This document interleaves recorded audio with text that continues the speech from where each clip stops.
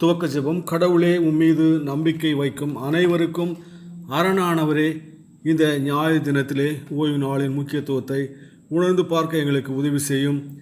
இவ்வேளையிலேயும் எங்கள் விண்ணப்பங்களை இரக்கமாக ஏற்றுக்கொள்ளும்.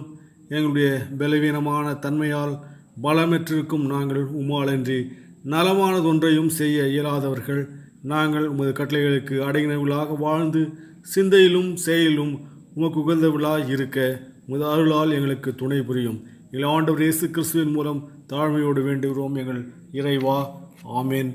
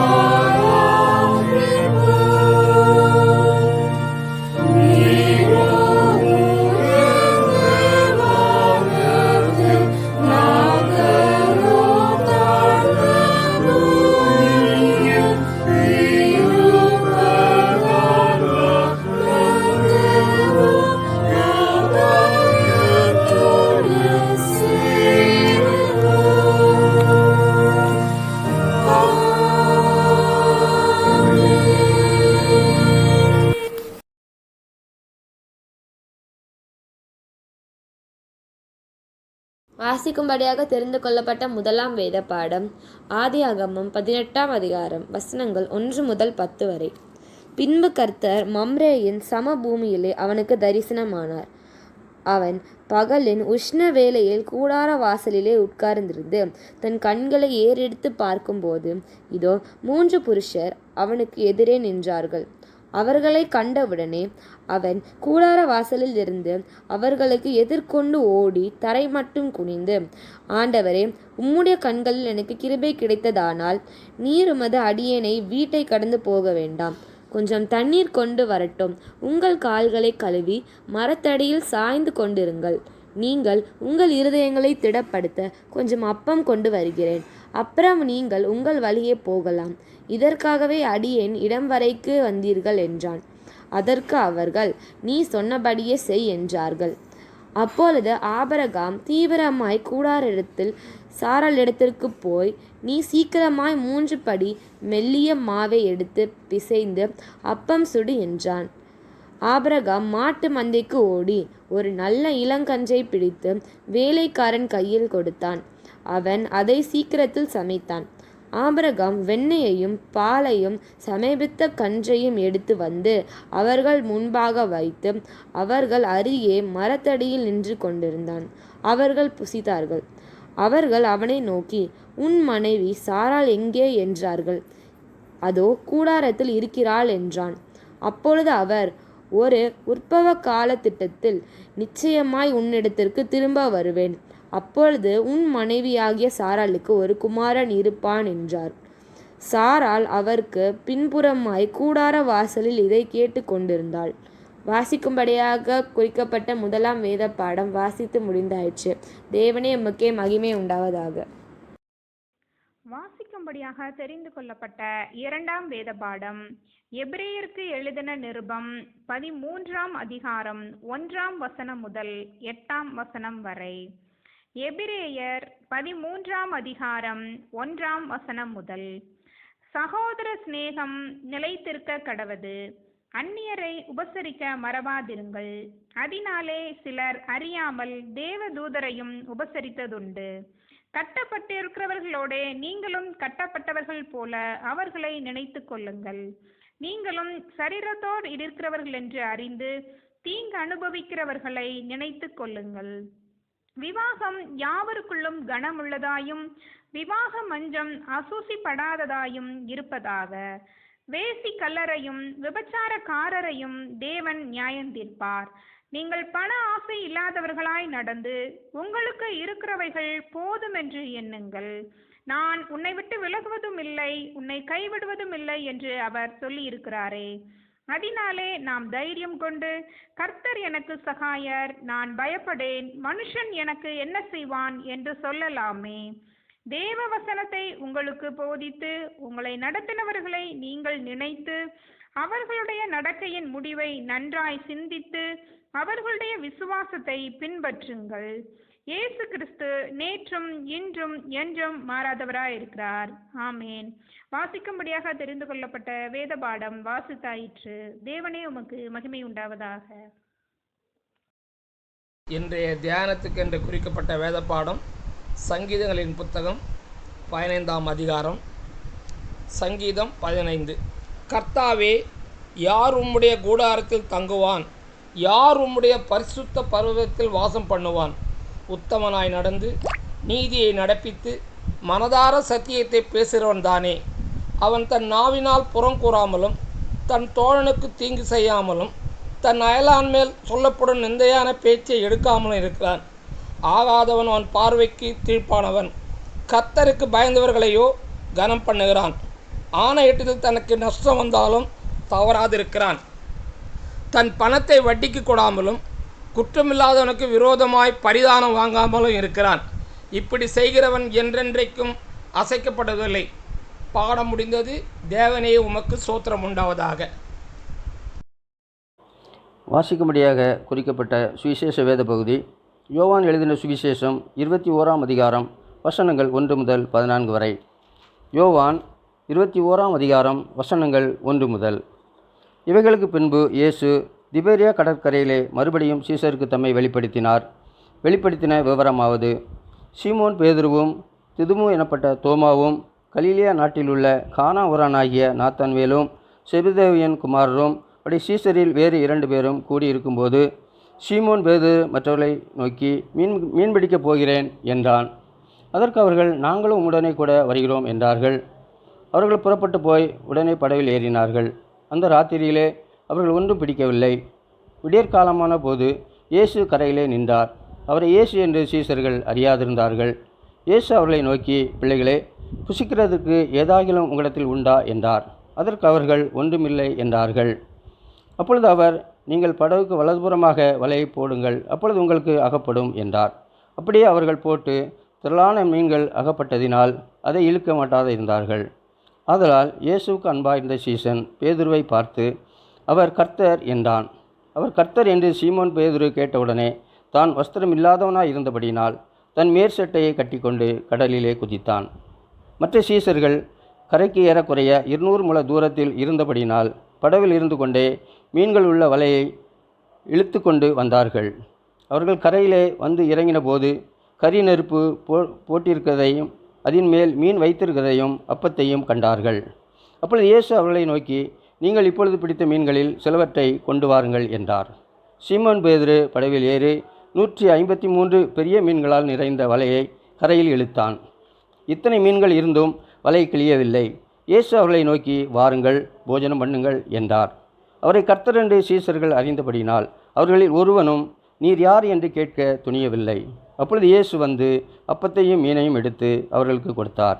இயேசு மரித்தோரிலிருந்து எழுந்த பின்பு தம்முடைய சீசர்கள் கருளின தரிசனங்களில் இது 3வது தரிசனம் என்பதே. வாசிக்கும்படியாக குறிக்கப்பட்ட சுவிசேஷ பகுதி வாசித்தாயிற்று.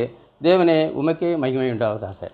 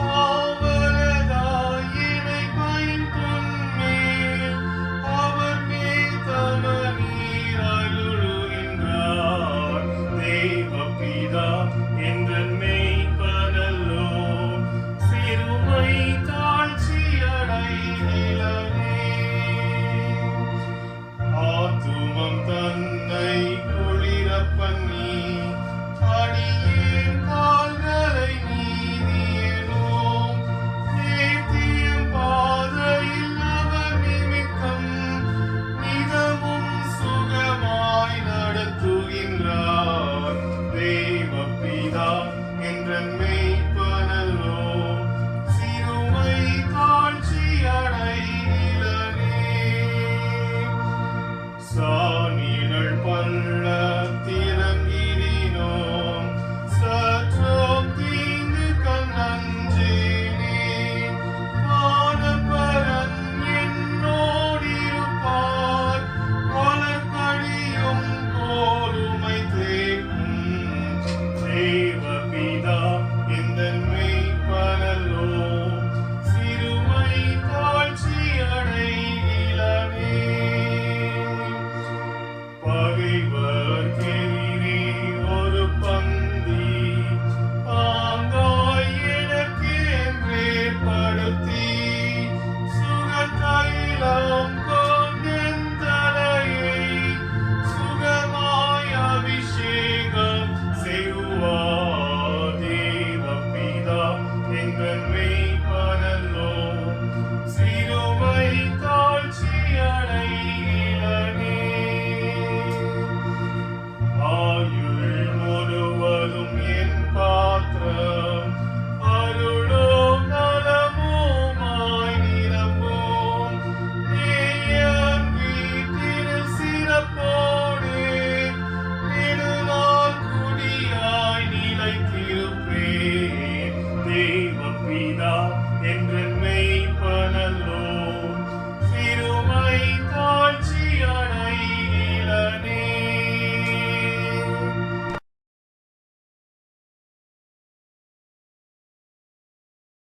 கிறிஸ்துவுக்குள் அன்பான தூய யோவான் குடும்பத்தினரை உங்கள் அனைவருக்கும் என் பணிவான சோத்திரங்களையும் வாழ்த்துகளையும் தெரிவித்துக் கொள்கின்றேன். இந்த நாளிலும் நாம் கர்த்தருடைய கிருபையினாலே சிந்திக்கும்படியாக கொடுக்கப்பட்டிருக்கின்ற தலைப்பு என்னவென்று சொன்னால் கிறிஸ்துவின் விருந்தோம்பலின் அழைப்பு, இன்விடேஷன் டு கிரைஸ்ட் ஹாஸ்பிட்டாலிட்டி என்ற தலைப்பின் ஊடாக நாம் சிந்திக்கும்படியாக அழைக்கின்றோம். சிந்திப்பதற்கு முன் தலையை தாழ்த்தி ஜெபிப்போம். அன்பும் இரக்கமும் கிருபையும் இந்த கர்த்தாவே, உடைய பரிசுத்த நாமத்துக்கு நன்றி செலுத்துகிறோம், துதிக்கிறோம், ஸ்தோத்திரிக்கிறோம். இந்த காலை வேளையிலும் ஆண்டவரே உடைய திருமறை ஆண்டவரே வசனங்களை நாம் தியானிக்கின்ற போது ஆண்டவரே எங்களுக்கு நீர் எவையிலே கற்றுக் கொடுக்க வேண்டுமோ அவைகளை கற்றுக் கொடுக்கவும், எவையிலே நாங்கள் பெற்றுக்கொள்ள வேண்டுமோ அவரை பெற்றுக்கொள்ளும் தேவனாய் கர்த்தர் கிருபை செய்வீராக. விசேஷமாக ஆண்டவரே நாங்கள் சிந்திக்கவிருக்கின்ற திருமறை பகுதியான எங்கள் வாழ்க்கைக்கு பிரயோஜனமாக இருக்க எங்கள் உதவி செய்வீராக. எங்களை முழுமையாய் தாழ்ந்து உங்கள் திருக்கரம் கொள்கிறோம். இறைவன் இயேசுவையாக ஜெபிக்கிறோம் எங்கள் தூய தந்தையே. ஆமென். மீண்டுமாக பரிசுத்த நாமத்துக்கு கர்த்தருடைய பரிசுத்த நாமத்துக்கு நன்றி சொல்கிறேன். விசேஷமாக இந்த வாய்ப்பை வழங்கிய ஆயர் மற்றும் செயலர், பொருளர் மற்றும் பாஸ்டர் கமிட்டி உறுப்பினர் மற்றும் திருச்சபை அனைவருக்கும் என்னுடைய நன்றியை தெரிவித்துக் கொள்கின்றேன். கிறிஸ்துவுக்குள் அன்பானவர்களே, கிறிஸ்துவின் விருந்தோம்பலுக்கு அழைப்பு என்கின்ற தலைப்பின் ஊடாக கொடுக்கப்பட்டிருக்கின்ற வேத பகுதி ஆதாரமாக யோவான் எழுதின நற்செய்தி நூல் 21ஆம் அதிகாரம் நமக்கு ஆதாரமாக கொடுக்கப்பட்டிருக்கின்றது. இங்கே விருந்தோம்பலின் வழியாக ஆண்டவராகிய கிறிஸ்து அங்கே கடற்கரையின் ஓரத்தில் நின்று சீடர்களை பார்த்து கேட்கின்றார். கடலில் இருக்கிற சீடர்களை பார்த்து பிள்ளைகளை புசிக்கிறதற்கு ஏதாவது இருக்கிறதா என்று கேட்கின்றார். அவ்விடத்துல அவர் கேட்கின்ற போது அவர்களிடத்திலிருந்து வருகின்ற பதில் ஒன்றும் இல்லை என்று சொல்லி அவர்கள் பதில் சொல்லுகிறதாக இருக்கிறது. அன்புக்குரியவர்களே, அதற்கு முன்பதாகவே ஆண்டவராகிய கர்த்தர் அங்கே கரிநெருப்பு மூட்டி அங்கே மீன்கள் அங்கே அதன் மேலே இருப்பதையும் அதற்கு பக்கத்திலேயே அப்பமும் இருப்பதையும் நம்மால் பார்க்க முடிகிறது. அவர் எல்லாவற்றையும் ஒழுங்கு செய்துவிட்டு இவரை கேட்கின்றார், பிள்ளைகளை புசிக்கிறதற்கு ஏதாயினும் இருக்கிறதா என்கின்ற கேள்வியானது, இந்த கேள்வி எதற்கு என்று கேள்வி கேட்டால், நீங்கள் மீன் பிடித்தீர்களா, உங்களுக்கு மீன் அகப்பட்டதா என்கின்ற ஒரு கேள்வியாக எழுதுவதை நாம் பார்க்க முடிகிறது. அவருடைய பதில் எப்படி வருகிறது என்று சொன்னால், இல்லை என்று சொல்லி பதில் வருகிறதை நம்மால் பார்க்க முடிகிறது. இது இன்னொரு இறையிலா சொல்லுகின்ற போது அது எப்படி சொல்லுகின்றார், அப்பம் இருக்கிறது, தொட்டுக்கொள்வதற்கு ஏதாவது இருக்கிறதா என்று சொல்லி இருக்கிறதா என்று கேட்டதாக இருக்கின்றார். Something to eat with bread, something to eat with bread என்று சொல்லி கேட்பதாக இருக்கிறது. அன்புக்குரியவர்களே, இங்கே ஆண்டவர் விருந்தோம்பலாக அவர்கள் இரவு முழுவதும் அவர்கள் அங்கே படகிலே அவர்கள் மீன் பிடித்துக் கொண்டிருக்கிறார்கள். ஒன்றும் அகப்படவில்லை. அவர்கள் பசியாக இருப்பார்கள் என்று சொல்லி அவர்களுக்கு போஜனத்தை தயார் பண்ணி அவர்களுக்கு அவர் பரிமாறினார் என்று சொல்லி பார்க்கின்றோம். விசேஷமாக இன்றைக்கு ஆண்டவருடைய பசி தாகத்தை போக்குகின்ற விருந்தோம்பல் வழியாக நாம் என்ன செய்ய இருக்கின்றோம்? அவருடைய பசி தாகம் அவருக்கு இருக்கிறது. அவருக்கு ஒருவேளை நம்மிடத்தில் வருகின்ற போது நாம் அவருடைய பசி தாகத்தை நாம் எப்போதும் போக்குகிறவர்களாய் இருக்கிறோம் என்பதை நாம் சிந்திக்கும்படியாக அழைக்கிறோம். விசேஷமாக அன்புக்குரியவர்களே, இவர்கள் தேவன் அழைத்த அழைப்பை இவர்கள் விட்டுவிட்டார்கள். தேவன் எதற்கு அழைத்தார்களோ அதை விட்டுவிட்டு பின்மாற்றத்திற்குள்ளாக செல்கின்ற ஒரு சூழ்நிலையை நாம் இங்கே பார்க்கின்றோம். பரிசுத்த பேதுருவை அழைக்கின்ற போது லூக்கா எழுதின சுவிசேஷம் 5ஆம் அதிகாரத்தில் பார்க்கிறோம். அங்கே அவனை அழைக்கின்ற போது அங்கே அவன் மீன் பிடித்துக் கொண்டிருக்கின்றான். கடவுள் ஆண்டவராகிய கர்த்தர் அங்கே படவில் ஏறி அங்கே இறை மக்களுக்கு அங்கே அறுவடையாற்றி மீண்டுமாக சீமோன் பேதுருவிடம் சொல்லுகின்றார், நீ ஆழத்தில் தள்ளி கொண்டு போய் உன் வலையை வெறி என்று சொல்கின்ற போது அவன் அப்படியே செய்கின்றான். அப்படி செய்தபோது அவன் சொல்ல அதுக்கு முன்பதாக ஒரு சம்பாஷணை நடக்கின்றது. ஆண்டவரே, ராம நாங்கள் பிரயாசப்பட்டோம், ஒன்றும் கிடைக்கவில்லை. ஆனால் அவனுடைய வார்த்தைப்படியே கீழ்ப்படுகிறேன் என்று சொன்னவன் அப்படியாக அவன் கீழ்ப்படித்து அவன் வலைகளை போட்டபோது வலைகள் கிழியத்தக்கதாக மீன்கள் கிடைத்தது. அவன் அருகிலத்தோடு அழைத்து அந்த மீன்களை கரைக்கு சேர்த்தான் என்று சொல்லி பார்க்கின்றோம். அப்படி சேர்த்த பொழுது அவனுக்குள் ஏற்பட்ட பிரமிப்பினாலே, ஆண்டவரே, நான் பாவியான மனுஷன், என்னை விட்டு போய்விடும் என்று சொல்லி அங்கே அறிக்கை செய்கிறதையும் பார்க்கின்றோம். ஆண்டவர் சொன்னார், உன்னை நான் மனுஷர்களை பிடிக்கிறவளாக்குவேன், என் பின்னே வா என்று சொல்லி அங்கே இருந்த செபதேயும் குமாரனையும் அழைக்கின்றார். ஆண்டவர் அழைத்த அழைப்பு உங்களை மனுஷர்களை பிடிக்கிறவளாக்குவேன் என்று சொல்லி அழைத்தார். ஆனால் இவர்களோ பின்மாற்றத்திற்கு விளைவாக இவர்கள் மீண்டுமாக மீன் பிடிக்க சென்று விட்டார்கள். அங்கே பேதுரு தான் அங்கே அழைக்கின்றான், நான் மீன் பிடிக்கப் போகிறேன் வாருங்கள். இவன் தான் முதல்ல ஆண்டவருடைய வார்த்தைக்கு கீழ்ப்படிந்தான். ஆண்டவர் சொன்னார், இங்கே இவளை பார்த்து ஒன்றும் கிடைக்கவில்லை என்று சொன்ன பொழுது ஆண்டவர் சொல்லுகின்றார், நீங்கள் வலது பக்கம் போடுங்கள் உங்கள் வலையை என்று சொன்னபோது அவர்கள் வலையை விரித்தார்கள். வலையை விரித்து 153 பெரிய மீன்கள் அவர்களுக்கு கிடைத்ததாகவும் சொல்லி நாம் பார்க்கின்றோம்.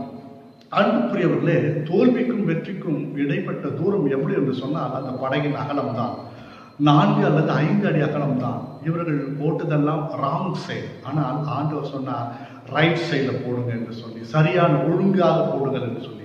அப்போ எல்லாவற்றும் ஆண்டவர் ஒழுங்கின்படி செய்கிறவர். அழைப்பை இவர்கள் ஒழுங்காக செய்யாத பொழுது ஆண்டவரை சுட்டி காட்டுகின்றார், ஒழுங்காக செய் என்று சொல்லுகின்றார்.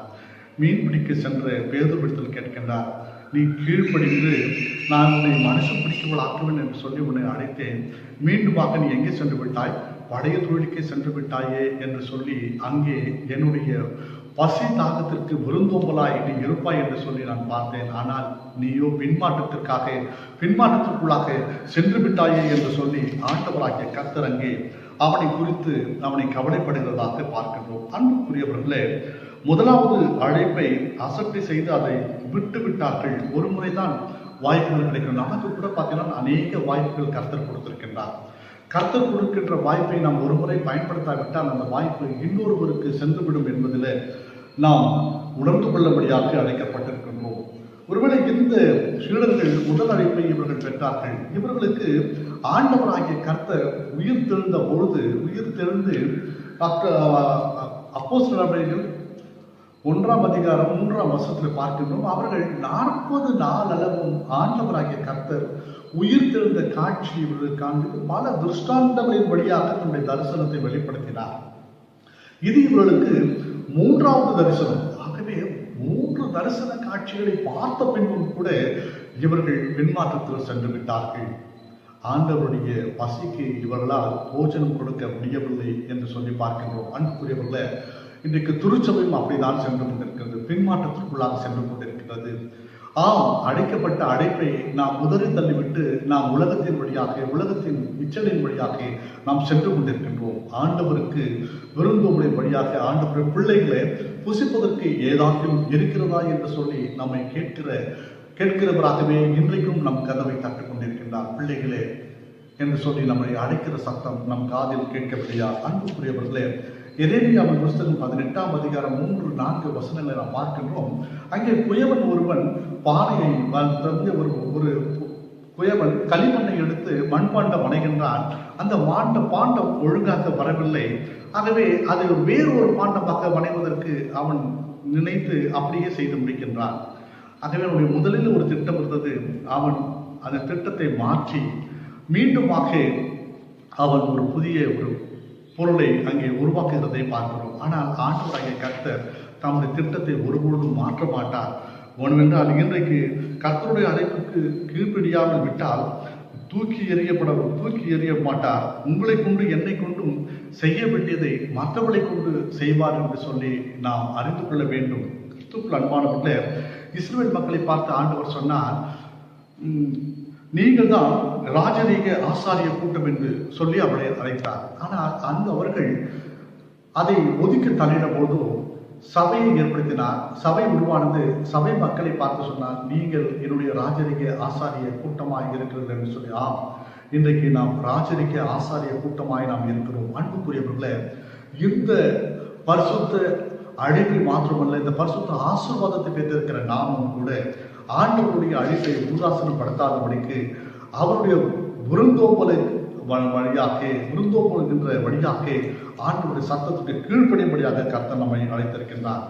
யோனாவை அழைத்தார் கர்த்தர். யோனா தீர்க்கதரிசியை அழைக்கின்ற போது யோனா 1:2 பார்க்கின்றோம், யோனாவே இனி போய் நினிவேக்கு எதிராக பிரசங்கி என்று சொல்லி அனுப்புகின்றார். ஆனால் அவன் அப்படி செய்யாமல் அவன் தர்ஷிசுக்கு ஓடி போகின்றான். கீழ்ப்படியாமல் தர்ஷிசுக்கு ஓடி போய் அங்கே கப்பலில் ஏறி செல்லுகின்ற போது ஆண்டவராகிய கர்த்தர் அவனை மீண்டுமாக அவனை அங்கே கொண்டு வருகின்றார். பல சிக்ஷைகளின் வழியாக அங்கே கொண்டு வந்து நிறுத்தி 3ஆம் அதிகாரம் 2ஆம் வசனத்திலே நாம் பார்க்கின்றோம், யோனாவே நான் உனக்கு கற்பிப்பதை நீ போய் பிரசங்கி என்று சொல்லுகின்றார். அவன் அப்படியே செய்தான் என்று சொல்லி பார்க்கின்றோம். முதலாவது அவனுக்கு கிடைத்த மேன்மை என்னவென்று சொன்னால், நீ பிரசங்கி என்று சொன்னால், ஒருவேளை அவன் பிரசங்கித்து இருப்பானால் ஆண்டவருடைய வார்த்தையாகவே அவன் வாயிலிருந்து புறப்பட்டிருக்கும். ஆண்டவர் சொல்லியிருப்பார் ஆமேன் என்று சொல்லி அதை ஜெயமாக முடித்திருப்பார். ஆனால் அந்த வாய்ப்பை, அந்த மேன்மையை அவன் இழந்து விட்டான். ஆண்டவர் அவன் கீழ்ப்படியாமல் போனதினாலே அவனுக்கு மீண்டுமாக சொல்லுகின்றார், நான் உனக்கு சொல்வதை மாத்திரம் நீ அங்கே போய் பிரசங்கி என்று சொல்லுகின்றார். ஆகவே ஒரு மட்டுப்படுத்தப்பட்ட ஒரு நிலைக்குள்ளாக அங்கே யோனாவுடைய நிலைமையை நாம் பார்க்கிறோம். அன்புக்குரியவர்களே, மூசையை கூட கர்த்தர் அழைத்த போது அவன் முடியாது என்று சொன்னான். ஆகவே மோசேக்கு 2 விதமான அழைப்புகள் கொடுக்கப்பட்டது. முதல் அழைப்பு, அவன் அதிகாரமிக்கவனாக ஆளுகிறவனாக அங்கே ஒரு அழைப்பு. 2வது ஆசாரியனாக அழைப்பு. இந்த 2ம் அவனுக்கு கொடுக்கப்பட்டது. ஆனால் அவனோ அதை உதாசீனப்படுத்தினவனாக, என்னால் முடியாத ஆண்டவர், வேறு யாராவது ஒருவரை நீங்கள் பார்த்துக் கொள்ளுங்கள் என்று சொன்னபோது ஆண்டவர் சொன்னார், இல்லை, நீ அதை செய் என்று சொல்லி அவனை மீண்டும் திடப்படுத்தினார். அந்த வாய்ப்பு, இரட்டத்தனையான வாய்ப்பு அவனுக்கு பறிக்கப்பட்டு அவன் சகோதரனாகிய ஆரோனுக்கு ஆசாரியத்துவ ஊழியம் கொடுக்கப்பட்டது. இவன் ஆளுமை செய்கிறவனாக ஆளுகிறவனாக அங்கே அழைக்கப்பட்டு அந்த பொறுப்பு அவனுக்கு கொடுக்கப்பட்டதை பார்க்கின்றோம். எபிரேயர் 13ஆம் அதிகாரம் 1ஆம் வசனம் 2ஆம் வசனம் பார்க்கின்றோம், கிறிஸ்து மோசேவுக்கு மேற்பட்டவர் என்று போடப்பட்டிருக்கிறது. இயேசு யார் என்று சொல்லி பார்க்கின்ற போது நாம் அறிக்கை பண்ணுகிற அப்போஸ்தலனாகிய பிரதான ஆசாரியன் என்று நாம் வாசிக்கிறோம். ஆண்டவராகிய இயேசு கிறிஸ்துக்கு 2 அழைப்பு. ஒன்று அப்போஸ்தலன், 2வது பிரதான ஆசாரியன். மோசேக்கும் இந்த 2 அழைப்பும் கொடுக்கப்பட்டது. ஆனால் அவன் கீழ்ப்படியாததினாலே அந்த மேன்மையை அவன் இழந்து போனான் என்று சொல்லி பார்க்கின்றோம். அது மாத்திரமல்ல, அவனுக்கு சொன்னார், கண்மலையை பார்த்து பேசு என்று சொன்னபோது அவர்கள் கண்மலையை பார்த்து கண்மலையை அடித்தார்கள். அதனாலே அவர்கள் கானானுக்குள் பிரவேசிக்க முடியாமல் மோசேயும் ஆரோனும் அந்த மேன்மையை இழந்து போனார்கள். அன்புக்குரியவர்களே, நாம் இன்றைக்கும் ஆண்டவருடைய வார்த்தைக்கு கீழ்ப்படுகிறவர்களாக இருக்கும்படியாக நாம் அழைக்கப்பட்டிருக்கின்றோம். விசேஷமாக ஆண்டவர் நம்மை அழைத்ததன் அழைப்பு என்னவென்று சொன்னால், அவருடைய வார்த்தைக்கு கீழ்ப்படிந்து நடக்கிறவர்களாக நாம் இருக்க வேண்டும் என்று சொல்லுகின்றார். மீன் பிடித்தல் எதைக்கு என்று காட்டுகின்ற போது கீழ்ப்படிதல். ஒருவேளை அவர்கள் கீழ்ப்படித்தார்கள், அவர்கள் வலை கிழியத்தக்கதாக மீன்கள் அங்கே பிடிக்கப்பட்டது. வெற்றிக்கும் தோல்விக்கும் இடைப்பட்ட தூரம் வெகு தூரம் அல்ல, அது குறைந்த அளவு தான், 4 அல்லது 5 அடி தான். அன்புக்குரியவர்களே, ரைட் சைடில் போடு என்று சொன்னார், ஒழுங்காக போடு, வலையை ஒழுங்காக போடு என்று சொல்லி அங்கே வலது பக்கமாக போடு என்று சொல்லி அங்கே ஆண்டவருக்கு அவளுக்கு அழைப்பு கொடுக்கின்றார். அப்படியே அவன் செய்தபோது அவர்கள் மிகுதியாக மீன்களை பிடித்தார்கள் என்று சொல்லி பார்க்கின்றோம். இதுவரை அவர்கள் ராங் சைட்லேயே சென்று கொண்டிருந்தார்கள். அன்புக்குரியவர்களே, இந்த நாளிலும் அழைக்கப்பட்ட அழைப்புக்கு பாத்திரவான்களாய் இருக்கும்படியாக நாம் கீழ்ப்படிய அழைக்கப்பட்டிருக்கிறோம். இரண்டாவதாக யோவான் நற்செய்தி நூல் 21ஆம் அதிகாரம் 15 முதல் 18 வரை பார்க்கின்ற போது, யூ மஸ்ட் பி ஷெப்பர்ட், நீ மெய்ப்பனாக நம்மை அழைத்திருக்கின்றார். மெய்ப்பன் எதை காட்ட வேண்டும் என்று சொல்லி அழைக்கின்றார் என்று சொன்னால், அன்பு காட்டும்படியாக அழைக்கின்றார். மெய்ப்பனுக்குள்ள தகுதி அன்பு. அன்பின் வழியாகத்தான் நான் உங்களை மனுஷர்களை பிடிக்கும்படியாக அழைத்திருக்கின்றேன். முதல் அழைப்பு, நீ மனுஷர்களை பிடிக்கலாக்குவேன், பி எ ஃபிஷர்மேன். ஆகவே நான் உங்களை மனுஷர்களை பிடிக்கலாக்குவேன். உங்களுடைய கீழ்ப்படிதல், நீங்கள் கீழ்ப்படுகின்ற பொழுது. இரண்டாவது, உங்களை மெய்ப்பனாக அழைத்திருக்கின்றேன். உங்களுடைய செயல் அன்பின் வழியாக நீங்கள் இந்த மெய்ப்பன் தொழிலை நீங்கள் செய்ய வேண்டும் என்று சொல்லி அழைக்கின்றார்.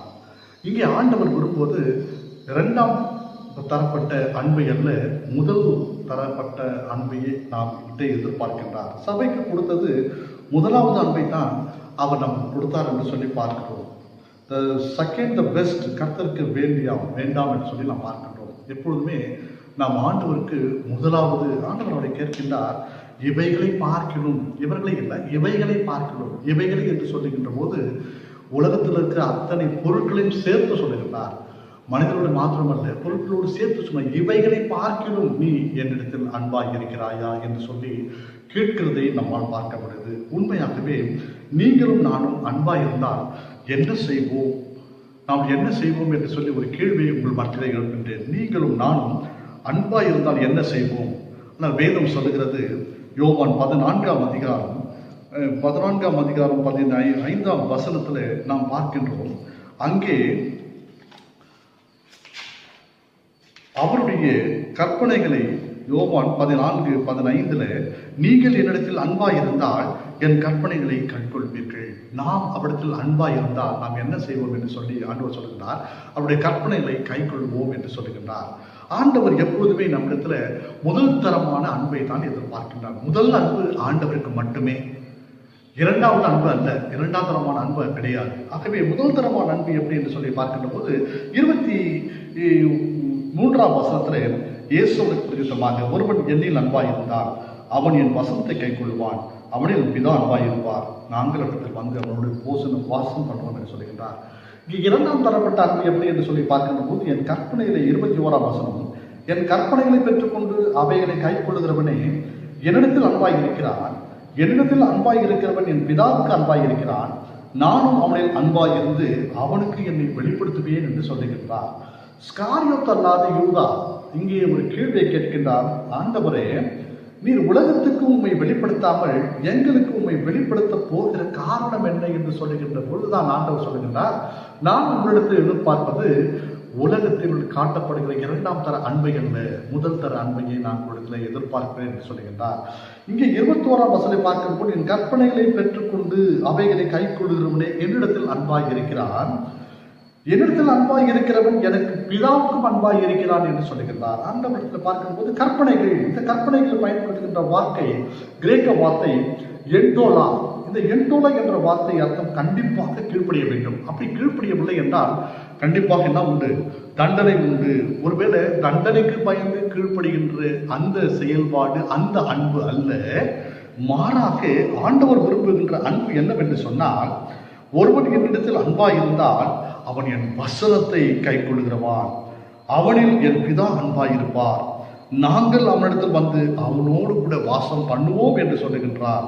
ஆகவே நான் அவனிடத்தில் வந்து அன்பாயிருந்து அவனை எனக்கு வெளிப்படுத்துவேன் என்று ஆண்டவர் சொல்கின்றார். வசனத்தை, முதலாவது அன்பின்படியாக வசனத்தை கைக்கொள்பவர்களாக நாம் இருக்க வேண்டும். ஆண்டவத்தில் முதலாவது நாம் காட்ட வேண்டிய அன்பு முதல் தரமான அன்பை என்று சொல்லி நாம் பார்க்கிறோம். அன்புக்குரியவர்களே, இதைத்தான் நாம் பார்க்கின்றோம். முதலாவது கற்பனையை பெற்றுக்கொண்டு அன்பாய் இருக்கிறவன் என்று சொல்லி காட்டுகிற ஒரு அனுபவம். இரண்டாவது அன்பாய் இருப்பதினால் வசனத்தை கைக்கொள்ளுகின்ற ஒரு அனுபவம். இன்றைக்கு இந்த லோகோஸ் வசனம் கிரேக்க வார்த்தையில இது எக்ஸ்பிரஷன் தாட், உள்ளத்துல வருகின்ற எண்ணம். அதனுடைய மீனிங் அர்த்தம் என்னவென்று சொன்னால், எக்ஸ்பிரஷன் தாட் உள்ளத்தில் வருகின்ற எண்ணம் என்று பொருள். உபாகமம் 29:29 வேதம் சொல்கிறது மறைக்கக்கூடாதது அநேகம். இந்த வேத புத்தகத்துல மறைப்பொருளாக மறைக்கக்கூடாதது அநேகம் ஆவியானவரால் மறைக்கப்பட்டு இருக்கின்றது. கர்த்தர் சொல்லுகிறது கர்த்தர் சொல்ல வேண்டியது நிறைய இருக்கிறது, அது அவர் உள்ளத்திலே இருக்கிறது என்று சொல்லி பார்க்கிறோம். சபையை நீங்களும் நானும் அன்பாய் இருந்தால் என்ன செய்வோம் என்று சொல்லி பார்க்கின்ற போதும் எழுதி கொடுத்த வார்த்தைகளுக்கு கீழ்ப்படிவது மாத்திரமல்ல, தேவனுடைய சிந்தைகளில் அநேக கருத்துக்களை வைத்திருக்கின்றார். அதை எட்டி பார்க்கின்ற கிருபை வேண்டும். அதுதான் லோகோஸ். சபைக்கு அன்பு காட்டு. எப்படி என்று சொன்னால், நீ அன்பின் வழியாகவே நீ இந்த செயலை செய்ய வேண்டும் என்று சொல்லி, that is the expectation of heaven. எதிர்பார்க்கிறோம். அன்பின் வழியாகத்தான் இந்த மேய்ப்பு தொழிலை நாம் செய்யும்படியாக அழைக்கப்பட்டிருக்கிறோம். அன்புக்குரியவர்களே, இதை நாம் அவர் செய்கின்ற போது அவருடைய பசி தாகத்தை நாம் தீர்க்கிறவராக இருக்கின்றோம். அவருக்கு நாம் விருந்தோம்பல் செய்கிறவராக இருக்கின்றோம். ஆண்டவர் நம்மை மெய்ப்பராக அழைத்திருக்கின்றார். மெய்ப்பன் நம்மிடத்தில் எதிர்பார்ப்பது முதல் தர அன்பையே நம்மிடத்தில் எதிர்பார்க்கின்றார். அவர் எதிர்பார்ப்பதெல்லாம் என் வசனத்தை கை கொள்ளுங்கள், அப்பொழுது நான் உங்களுக்கு என்னை வெளிப்படுத்துவேன், பிதாவும் நானும் ஒன்றாய் உங்களில் வாசம் பண்ணுவோம் என்கின்ற ஒரு உன்னத வெளிப்பாட்டை நமக்கு வெளிப்படுத்துகின்றார். அன்புக்குரியவர்களே, நாம் என்ற நிலையில இன்றைக்கு நாம் அவருடைய அன்பிலே நாம் அவருக்கு நமது அன்பை அவருக்கு காண்பித்து நம்மை அவர்களுக்கு பிரியமானவர்களாக இருக்கும்படியாக கர்த்தர் நம்மை அழைத்திருக்கிறார். ஆகவே மூன்றாவதாக யோவான் நற்செய்தி நூல் அதே 21ஆம் அதிகாரம் 19 முதல் 22 வரையில நாம் பார்க்கின்ற போது அங்கே நம்மை சீஷனாக அழைக்கின்றார். சீஷனாக கர்த்தர் நம்மை அழைக்கின்றார். சீஷனாக அழைத்தவர் என்னை பின்பற்று என்று சொல்கின்றார். அவருடைய பசிக்கு விருந்தோம்பலாக நம்மிடத்தில் எதிர்பார்ப்பது என்னவென்று சொன்னால், நான் உங்களை சீடனாக அழைத்தேன், மனுஷர்களை பிடிக்கிறவர்களாக்குவேன் என்று உங்களை அழைத்தேன், நான் உங்களுக்கு என் வசனத்தின் வழியாக உங்களுக்கு போதித்தேன், நீங்கள் உங்களை நான் மெய்ப்பனாக அறிந்து கொண்டேன், தெரிந்து கொண்டேன், நீங்கள் என்னிடத்தில் அன்பு காட்ட வேண்டும் என்று சொல்லி, அப்படியே அந்த அன்பை பிறரிடம் காட்டி என்னுடைய வசனத்தை பிறர் கை கொள்ளும்படியாக அந்த ஊழியத்தை நீங்கள் செய்ய வேண்டும் என்று நமக்கு கொடுத்திருக்கின்ற அந்த கட்டளையின் வழியாகவும் இப்பொழுது ஆண்டவர் சொல்கின்றார், நான் உங்களை சீடனாக தெரிவு செய்து கொண்டேன். சீஷன் என்கின்ற வார்த்தை இங்கே 272 முறை இங்கே சீஷன் என்கின்ற வார்த்தை இந்த பகுதி புதிய ஏற்பாட்டில் எழுதப்பட்டிருக்கிறது. ஆனால் கிறிஸ்தவன் என்கின்ற வார்த்தை 3 இடத்துல மாத்திரம்தான் இங்கே போடப்பட்டிருக்கிறது என்று சொல்லி பார்க்கிறோம். அன்புக்குரியவர்களே, அப்போஸ்தலர் 11:26, அப்போஸ்தலர் 26:28, 1 பேதுரு 4:16 ஆகிய 3 இடங்களில் மாத்திரம்தான் கிறிஸ்தவன் என்று எழுதியிருக்கிறது. கிறிஸ்தவர்கள் வேதம், ஆனால் 3 முறைதான் கிறிஸ்தவன் என்று வருகிறது. ஆண்டவர் இயேசு ஒரு முறை கூட கிறிஸ்தவன் என்று சொல்லி நம்மை அழைக்கவில்லை. அப்போஸ்தலர் 11:26 சீரியாவில் இருக்கக்கூடிய அந்தியோகியா பட்டணத்தில் வாழ்ந்த கிறிஸ்தவர்களுக்கு அங்கே வாழ்ந்தவர்களுக்கு கிறிஸ்தவர்கள் என்று அவர்கள் புறவிடத்து மக்கள் கூறினார்கள். அப்போஸ்தலர் 26:28 பவுலிடம் 2ஆம் அகிரிப்பா பரிசுத்த பவுலிடம் சொல்லுகின்றார், பரிசுத்த பவுலே, நான் கிறிஸ்தவத்திற்கு இன்னும் கொஞ்சம் சம்மதிக்கிறாயா என்று ஒரு கேள்வியை கேட்கின்றார். 1 பேதுரு 4:14 பார்க்கின்றோம். பரிசுத்த பேதுரு சொல்லுவார், ஒருவன் கிறிஸ்தவனானால் ஒரு கிறிஸ்தவனாய் இருந்து பாடுபட்டால் வெட்கப்படாமல் இருந்து அதன் நிமித்தம் தேவனை மகிமைப்படுத்த கடவுள் என்று சொல்கின்றார். ஆகவே ரோமர்கள் தான் கிறிஸ்தவர்கள் என்று அழைத்தார்கள். புறவிடத்து மக்கள் தான் நம்மை கிறிஸ்தவர்கள் என்று அழைத்தார்கள். ஆண்டவர் நம்மை கிறிஸ்தவர் என்று அழைக்கவில்லை, மாறாக நம்மை சீஷன் என்று சொல்கின்றார். மத்திய 28:19-20 நமக்கு ஒரு கட்டளை பிறக்கிறது. நீ உலகமெங்கும் சென்று நீ பிதா குமாரன் பரிசுத்த ஆவியினாலே ஞானஸ்தானம் கொடுத்து அவரை உபதேசித்து அவரை சீஷனாக்க என்று சொல்கிறார். உபதேசித்து சீஷனாக்க என்று சொல்கின்றார். ஒரு தெளிவான தரிசனத்தை நமக்கு கொடுத்திருக்கின்றார். அன்புக்குரியவர்களே, லூக்கா 6:40 பார்க்கின்றோம், சீஷன் குருவுக்கு மேற்பட்டவன் அல்ல, தேறினவன் எவனும் குருவை போல இருப்பான். சபைக்கு என்று தேவை சீஷத்துவம். ஆகவே அன்புக்குரியவர்களே, கிறிஸ்துவை போல மாற வேண்டும். கிறிஸ்துவை போல never ever change anybody into Christianity. Never ever change anybody into Christianity. சீஷனாக்கு அப்பொழுதுதான் நித்தியத்திற்குள் அவன் வருவான். ஒருவேளை நீ கிறிஸ்தவன் ஆக்கினால் அது மற்ற மதத்தினரை போல நாம் மற்ற மதம் மாற்ற செயலை செய்கிறவர்களாக இருப்போம். ஆனால் ஆண்டவர் சொன்னார், நீ அவனை சீஷனாக்கு, அவனை நித்தியத்திற்குள் அழைத்து வருவார். நமக்கு ஒரு இடம் உண்டு. நாம் நித்தியத்திற்கு செல்கின்றவர்கள், நாம் சீஷனாக அழைக்கப்பட்டிருக்கின்றோம். நாம் நித்தியத்திற்குரியவர்கள், இந்த உலகத்திற்குரியவர்கள் அல்ல என்று சொல்லி நாம் பார்க்கின்றோம். மீன் பிடிக்கிறவர்களை பார்த்து சொன்னார், ஒழுங்காக்க நீ மீன்பிடி என்று சொன்னார். ஆடு மேய்களை பார்த்து சொல்ல சொல்லியிருந்தார், அன்பு கூர்ந்து ஆடுமே, நீ என்னை பின்பற்றினால் ஒழுங்காக பின்பற்றி என்கின்ற கட்டளையோடு கூட பரிசுத்த பேதுருவை பார்த்து சொன்னார். ஆண்டவர் சொன்னார், மீன் பிடித்துக் கொண்டிருந்த போது என் பின்னாடி வா என்று அவனை அழைத்த போது அவன் அங்கே அவரை பார்த்தான். அவன் சொன்னான், நான் பாவியான மனுஷன் என்று சொன்னான். அக்கடலில் நடந்து வந்த போது அங்கே ஆண்டவரை பார்த்த, ஆண்டவரே நீர் ஆண்டவரான நானும் வரட்டுமா என்று சொன்ன போது அவனும் நடந்தான். ஆனால் அவன் சூழ்நிலை பார்த்து முழுந்து போனான் என்று சொல்லி பார்க்கின்றோம். இப்பொழுதும் கூப்பிடுகின்றார், பின்னே வா என்று சொல்லி அவன் பின்னால் வருகிறவனை பார்க்கின்றான். ஆண்டவர் இப்படித்தான் பல வேளைகளில் நாமும் பேதுருவை போல பல நிலைகளில் நாம் இப்படிதான் நாம் இருந்து கொண்டிருக்கின்றோம். நாம் நம்முடைய தகுதியின்மையை பார்த்து நம்மை அழைக்கவில்லை. ஆண்டவர் நம் மூலமாக பெரிய காரியங்களை செய்ய நம்மை அழைத்திருக்கிறார். அன்புக்குரியவர்களே, நாம் பேதுருவை போல நாம் இன்றைக்கு பின்மாற்றத்திற்குள் செல்லாதபடிக்கு கீழ்ப்படிந்து கர்த்தருடைய வார்த்தையை நாம் அறிவிக்க முடியாக அழைக்கப்பட்டிருக்கின்ற வேளையில் உயிர்த்தெழுந்த ஆண்டவர் விருந்தோம்பலாக நம்மிடத்தில் எதிர்பார்ப்பது என்னவென்று சொன்னால், மீன் பிடித்தல் ஒரு கீழ்ப்படுதலின் அனுபவத்திற்குள்ளாக நம்மை அழைக்கின்றார். மேய்ப்பனாக நம்மை அழைக்கின்றது, அன்பு கூறுகின்றபடியாக நம்மை அழைக்கின்றார். சீஷனாக அழைத்தது நாம் அவரை பின்பற்றும்படியாக அழைக்கின்றார்.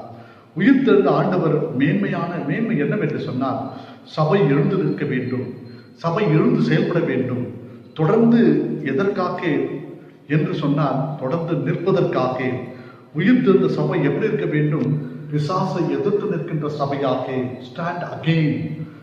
பிசாசை எதிர்த்து நிற்கின்ற சபையாக நாம் எழுந்து நிற்க வேண்டும், ஸ்டாண்ட் அகெயின்.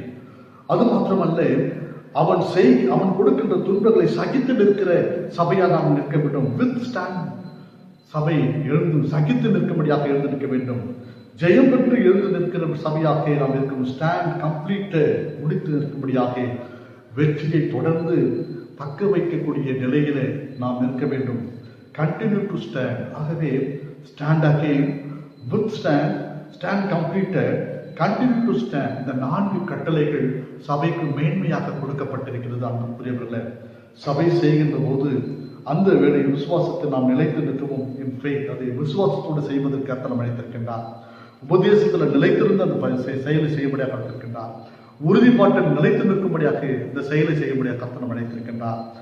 நாம் மற்றவர்களுக்கு அறிவிக்கக்கூடிய செயலை கர்த்தர் அழைத்திருக்கிறார். அன்புக்குரியவர்களே, இன்றைக்கு கர்த்தருக்கு நாம் விருந்தோம்பலாக நம்மை பிள்ளைகளை புசிக்கிறதுக்கு ஏதாகிலும் உண்டா என்று நம்மை பார்த்து கேட்கின்றார். ஆமாண்டவரே, என்னையே திருமண அறிக்கை தென்னிந்திய திருச்சபை சென்னை பேராயம் மாடம்பாக்கம் திருவஞ்சேரி பவுல் ஆலயம் திருவஞ்சேரி சென்னை 120 நமது திருச்சபையைச் சேர்ந்த திரு குமார் என்கின்ற திரு ஜோசப் என்பவரின் மகன் செல்வன் பிரசாத் என்கிற பீட்டர் என்பவரும் தென்னிந்திய திருச்சபை சென்னை பேராயம் மத்திய தாம்பரம் இயேசு மீட்பர் ஆலயம் சென்னை 59 சேர்ந்த திரு ஜோசப் சத்யராஜ் என்பவரின் மகள் செல்வி எஸ் பிரின்சி ஜிமி மால் என்பவரும் பரிசுத்த மெய்விவாதத்தில் இணைய உள்ளனர். இவ்விருவரும் பரிசுத்த மெய்விவாதத்தில் இணையக்கூடாதபடி நியாயமான தடை ஏதேனும் இருப்பின் அதனை சபை போதகருக்கு எழுத்தின் மூலம் தெரிவிக்க வேண்டும். இது இவர்களின் திருமணத்திற்கான முதலாம் திருமண அறிக்கை.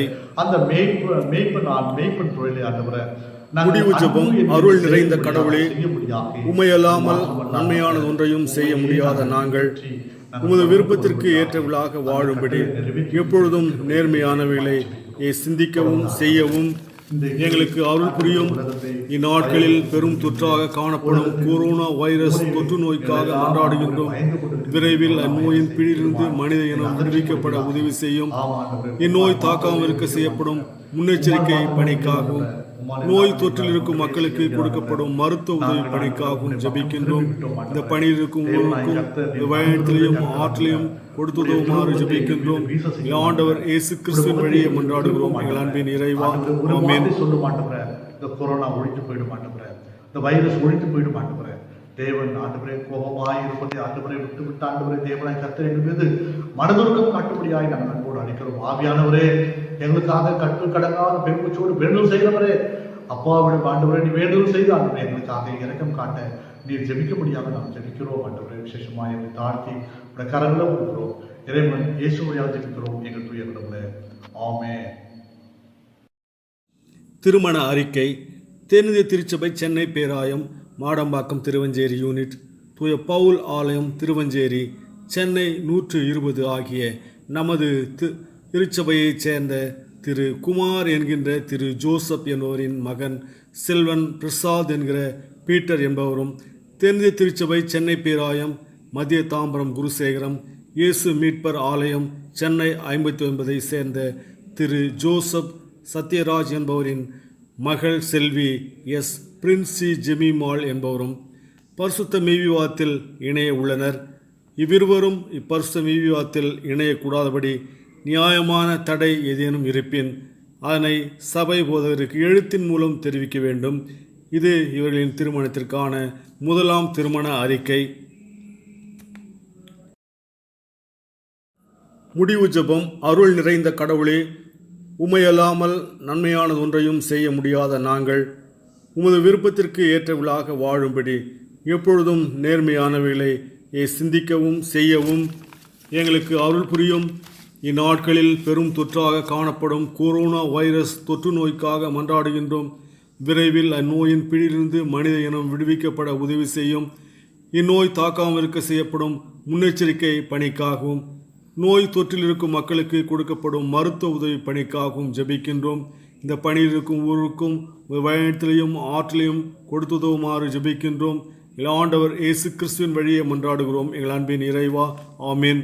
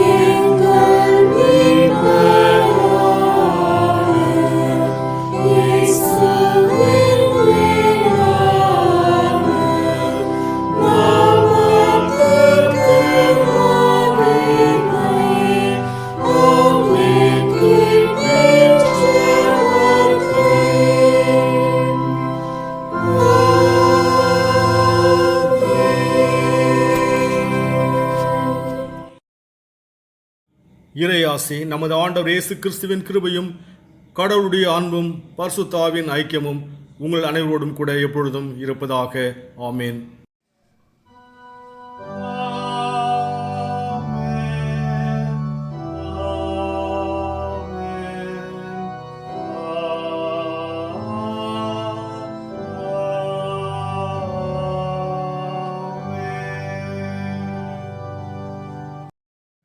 கர்த்தர் உங்களோடு இருப்பாராக. அவர் ஆவியோடு இருப்பாராக. சமாதானத்தோடே போய்க்கிடவும். கர்த்தரின் நாமத்தினாலே ஆமென்.